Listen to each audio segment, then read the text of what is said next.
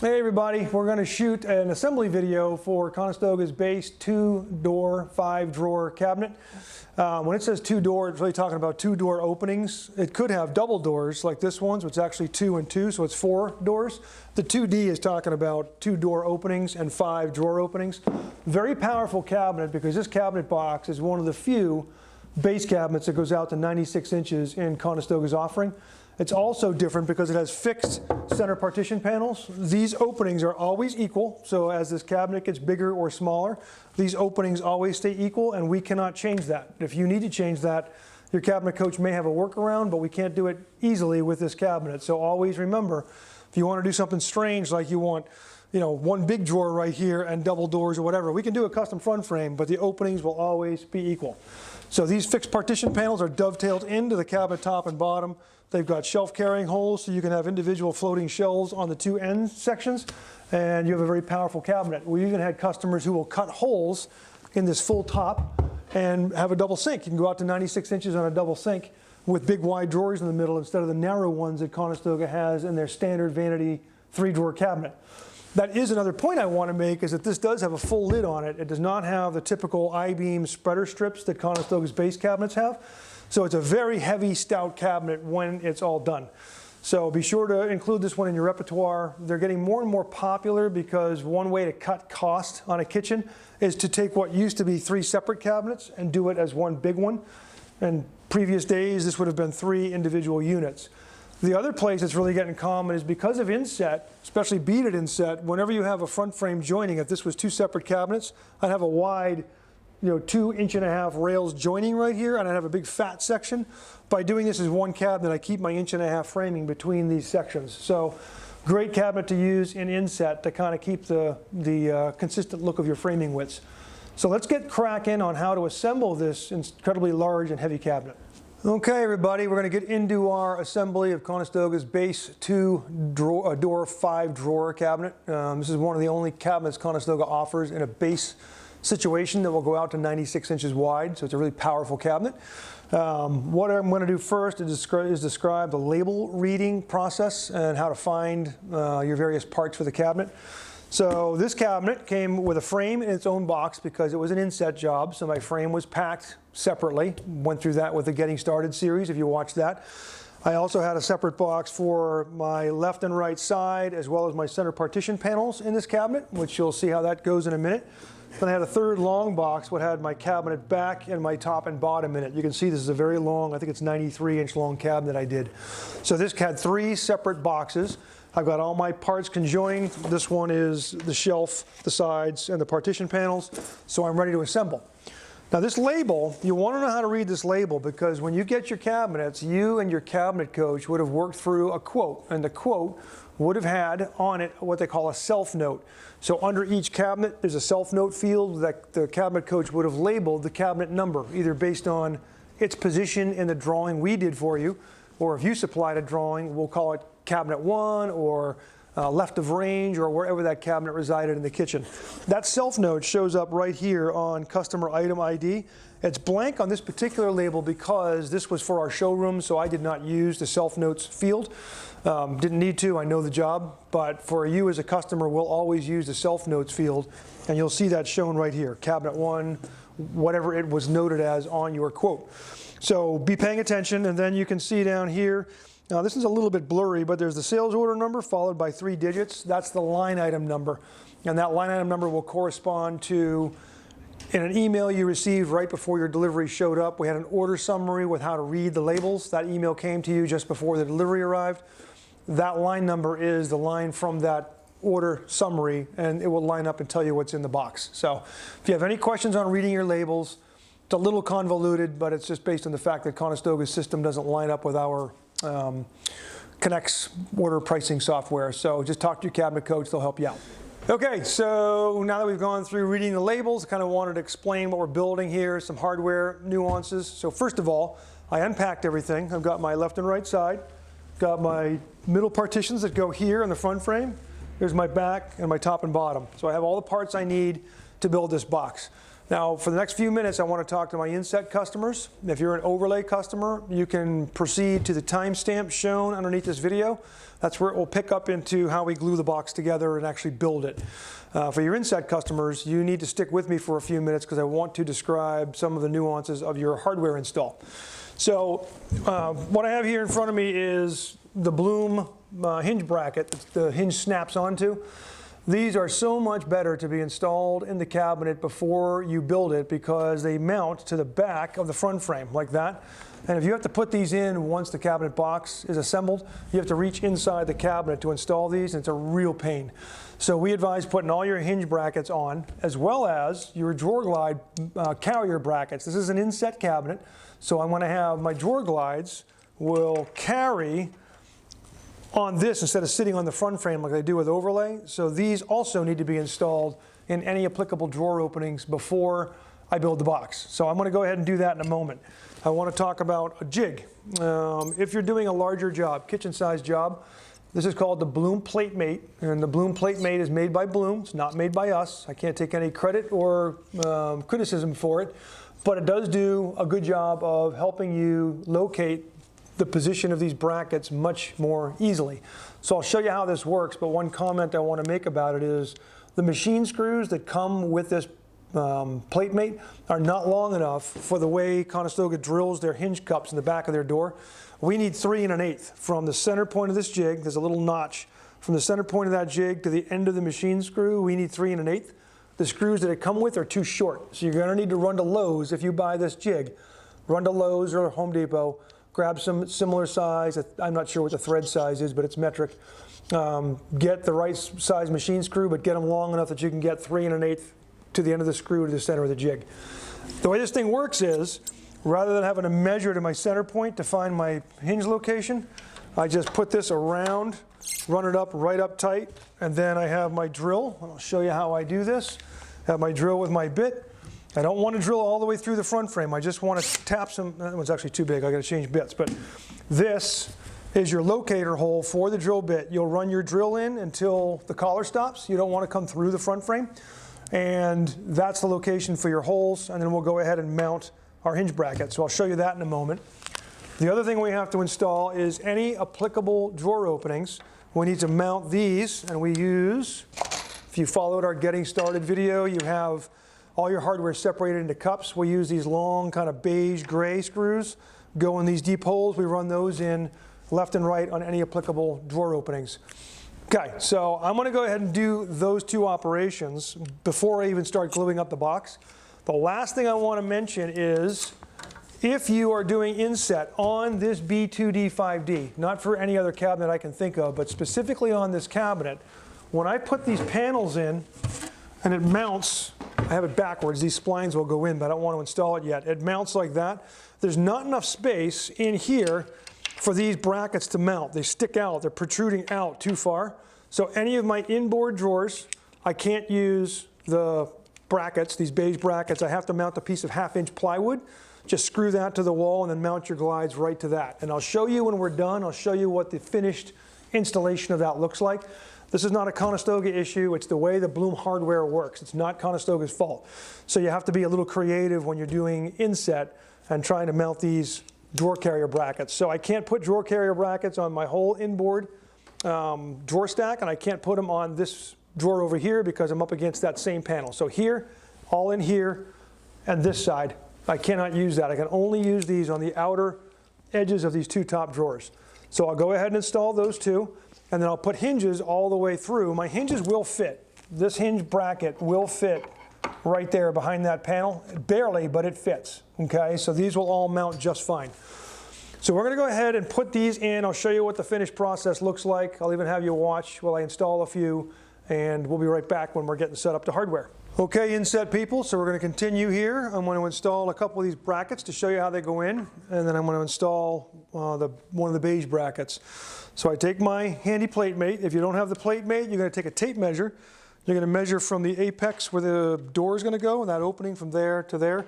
You're going to measure 3 1/8, make a pencil mark, and then line the center of the bracket has a hole. You want to line your pencil mark up with that hole. So you'll have a bracket here, 3 1/8 up, and here 3 1/8 up. I'm going to have 2 there and then 4 in that opening. I'm just going to do these 2 to show you. Since I have my trusty plate mate, I wrap it around the front frame, run it up all the way into the corner, tighten the lever, grab my drill bit, which is now properly sized, and I run my holes.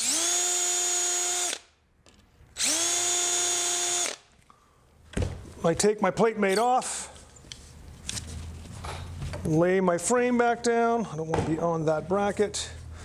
Now we're going to take this bracket, it's got a shoulder on it. I want to run the shoulder up against the frame with the 2 little U-shaped holes. I want to run those U-shaped holes into where the cutouts I just did were, the drill holes I just did. Take 2 of my screws that I already separated out because I watched the getting started video. And I'm just going to run these home into my pre-drilled holes. Just go until they're tight. That crunching noise you're hearing is not wood cracking or drill bits stripping. That's the clutch or it's an impact driver, so that's the actual drill making that noise. Okay, brackets on nice and tight. I'll do the rest of them. I'm now going to show you these beige brackets, which you should have separated out if you watched the hardware video. I'm going to put one here and one over there. This one, these 3 drawers, and this one cannot be installed now because of my panels. So I'm going to go ahead and install this way. I grab 2 of the big long kind of brownish screws. I want to stick that into that hole there, and that one in that hole there, and screw them home. I want to comment, you don't need to pre-drill. These drill bits or these drill screws are made to just go into the wood without having to pre-drill all this. So I'm just going to run that in there. Oops.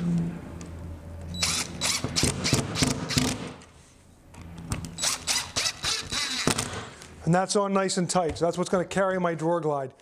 I'm going to go through and install the rest of these, then come back and show you how to assemble the box itself. At that point, our overlay customers can pick up and join us because the assembly from that point out is much the same. See you in a moment. Okay, you can see I've got all the hardware installed, drawer carrier brackets on the far outside, as well as my 8 hinge brackets. Now I'm ready to start assembling this cabinet and gluing it up. So hopefully overlay and inset people are now with me. The glue is going to go on the inward surface, the outside surface of this shoulder, the outside surface of this shoulder, the 2 vertical partitions, as well as the 2 outside edges. So I've got a deep shoulder, or deep groove, that's where my splines go. And I have the 2 left and right shoulders. I'm going to glue those 2 shoulders up. So you watch, I'll show you how this goes. I'm going to run the glue bottle inside and outside. And you're going to have to avoid the brackets. They're a little fussy. If you have to skip over it, that's fine. Not a problem. As long as you got glue on most of the surfaces.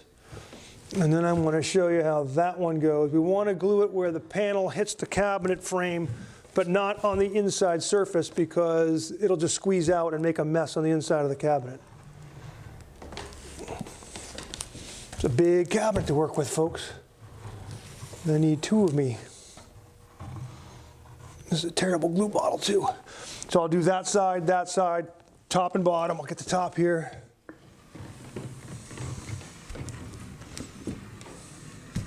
Oops, that one got away from me. And then I'm going to get this right here. Thank you, Nick. I don't need all the surfaces of the center panel, just enough to keep it in place. So I've got everywhere I have a panel, sides, top, and the 2 partitions is now glued. So now Nick and I are going to go ahead and start putting things together, and we'll come back in a second and show you how to do that once we've gathered our parts. So Nick, our general manager, is going to help me with this particular assembly because it's a large cabinet. I'm going to work this, it's going to end up being the left-hand side of the cabinet as you face it. Nick's got the right, then we'll put the top and bottom in. So we'll do this in tandem, Nick. I'm making sure I have this wide area matches up with my flush toe, so I'm making sure I've got the right side here, the proper side. I'm just going to line it up with the bottom of the cabinet or the top of the front frame, and then I'm going to push that into place until she's locked in. I always do a visual check on the side to make sure the frame and the panel are fully seated down, and I am. How are you doing? Good? Okay, so now Nick is going to grab the glue bottle and he's going to glue this groove starting halfway up. Okay, so these top and bottom panel dovetails, we have to glue them halfway up. We don't glue the whole way because once we slide those panels in, we don't want to smear that glue all the way out and have it goop up at the bottom. By putting it halfway, the dovetail will smear itself down. We're fighting with a really bad glue bottle today, so not our favorite. They were out of our trusty Tight Bond 2. Okay. Okay, so we're going to set that down, and then you're going to have to hand me the top and bottom are identical, so there's no difference. Okay, so we're going to flip this straight over. You know what, Nick? Let's lay this one down, get the other one so they can see us put the top in and we're not hiding our work. We're going to go end to end. We're going to have to go end to end. There you go. Okay. So now, Nick and I are going to collectively line up our dovetails here. Tell me when you're in. And these tall cabinets are a real pain because you kind of have to work the left and right together. If you get one too far ahead of the other one, they kind of bind up on you. Okay, that in? I'm in. Okay, so we'll come back and tap our parts in really good, but as you can see, the splines will bite in, and what you want is this panel is tight to the front frame all the way across, and we can use our mallet to tap that in. Now we'll grab this one. We're going to kind of hide you from the inside of the cabinet now because it's going to be covered by this panel. Good. Good? Okay. I think I'm ahead of you. Maybe not. Okay, here we go. Go ahead. Oh, I got way ahead of you. Give it a good hit. There you go. It's going. There we go. Okay. Keep going. Okay. I don't know where the persuader is. Here you go. There you go, Nick. I'm in. You in? Okay, so this is what you can use your rubber mallet for. Emphasis on rubber. You just go through and make sure everything is nicely seated. Not sure if you're going to need that. And now, same exact process. We have the top and bottom dovetails to take our partition panels. We're going to run glue in those and do the same thing. Slide those in. And this is where... Here, Nick. This is where you'll notice you're going to barely clear the hinge brackets, and had you had the drawer glide brackets in there, the panel would not slide in. Okay, so now Nick's going to grab the partition panels. He'll work one side, I'll work the other. You'll notice these have shelf holes on both sides, so it doesn't really matter which side I put it on. Line up our dovetails. Splines down. So now we're going to do our second partition panel. Line up our dovetails. Same operation as the last one. And it just drops in. And now, okay. So we got our partition panels in. We have our top, bottom, left and right side in. Now we just got to put our back on. I'm going to come back in a moment once we get the back up here and show you, because what we want to do now is install the drawer glide bracket hangers on the cabinet back before we install it. So I'll get prepped for that and show you what that operation looks like. Okay, so before I put the back on, and again, this is inset or overlay, it does not matter which. You don't have to do this prior to assembly, but it sure makes life easier than crawling in the cabinet, the finished cabinet. You have these carrier brackets for the rear of the drawer glide that mount to the rear cabinet wall. Might as well go ahead and install these now and then put the back on, and then you're ready to put your hardware in, your drawer glides. So much easier than scooting there and sitting inside a cabinet with a drill. So the way this works is you have a bracket. It's got two fins that the drawer glide slides into, and all these holes on this back panel. That back panel is your bracket. Those are your mounting holes. So you'll have two elongated holes on the cabinet back. Let's see if I can tip this up. Maybe the camera will pick it up, maybe it won't. On the cabinet back, you got these pre-drilled little pock marks, and those are, here's my 3-drawer stack, here's my left and right for my top drawer here. These are the mounting holes for my rear brackets. Now we have a whole other video that shows how to do this, but I'll just show you real quick. I can line my bracket up, line the elongated slots in the back of the bracket with those two holes. Grab my hardware cup that had those screws in it from our getting started video. And I'm going to put 2 screws in those pre-drilled locator holes. And then I just do one more. There's like 10 other holes I can use, doesn't matter which one. Just pick any other hole and put that in. I'm going to go through and do all my drawers. I got brackets that go there, I got there, there, and so on. So I'll go ahead and put these on, and we'll come back and show you how to install the cabinet back onto the cabinet itself. So hang tight, we'll be right back. Okay, so I've got all my brackets on. I'm going to go ahead and glue this up. Because I'm using the actual cabinet carcass as my table, I can't glue as we normally do these leading surfaces. I'm going to glue the dados in the back instead. So I'm going to glue my two shoulders first, which is way over here. Oops. I'm going to glue, slide that down, Nick. I'm going to glue that. Now you're going to do the same thing on your end, and I'll slide the panel this way. So we're getting the vertical shoulder so that our unfinished ends of our plywood back will be nice and gluey. And now you can do that long dado. Actually, yeah, if you can fit that one, that's fine. If you want to just glue the dado too, it doesn't matter.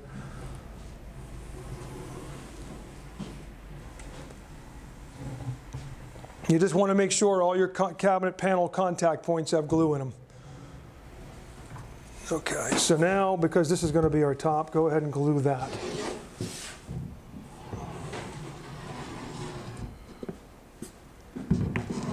Perfect. Other end.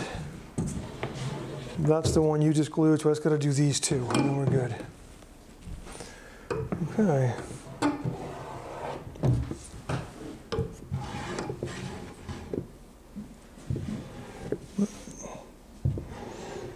Okay.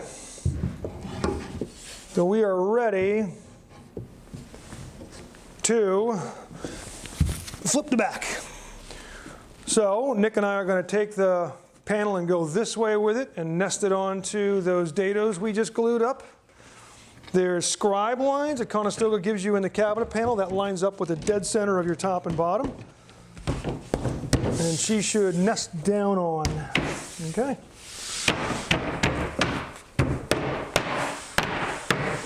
You can hear that nice dull thud where it lines up.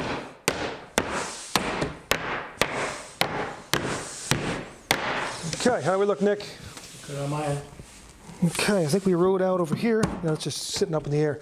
So now what we're going to do is we have scribe lines everywhere. I got scribe lines here from my partition panels, top and bottom. We're just going to take our pneumatic 18 gauge stapler and we're going to go ahead and staple all across these scribe lines and hold our back down. So you can watch that operation just one moment. Okay, so I'm going to start here at the end, pin my panel on.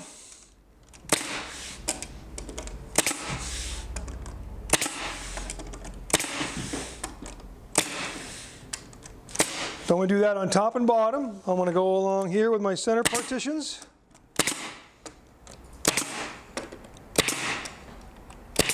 And then I want to do my left and right side. And for this operation, I don't want to nail through my finished side. So whether it's the finished side or not, what we like to do is just come in here. Notice the heel of the gun is right on the cabinet back. So I'm going to be toenailing this in at an angle. And I just put in about every 4 inches. You're going to do that on the left and right side. So we're going to go ahead and finish nailing this back on, flip the cabinet up, show you what's going on, and do a final wrap up on our assembly of the B2D5D. All right, so here's our completed assembly of the Conestoga B2D5D. Got a 93-inch cabinet with 3 drawers, double doors on either side. One thing I want to draw your attention to, you're going to need to use your wet rag to wipe out glue wherever you had some squeeze out. This one's actually pretty clean. We haven't even wiped it out yet, but nothing to really wipe out. And then you're going to see stickers everywhere. I'll peel one off here. These stickers identify every part and piece of the cabinet. So all the cabinet panels on their finished surfaces have one of these stickers. Should you have an issue with your assembly and you have a piece that's mismachined or wrong size or damaged, just take a picture of that label and shoot it off to your cabinet coach using the replacement request form. We'll get you a new one. It helps to have this sticker because it tells us everything we need. Where in the cabinet it goes, what the size of the piece is, any options to that piece.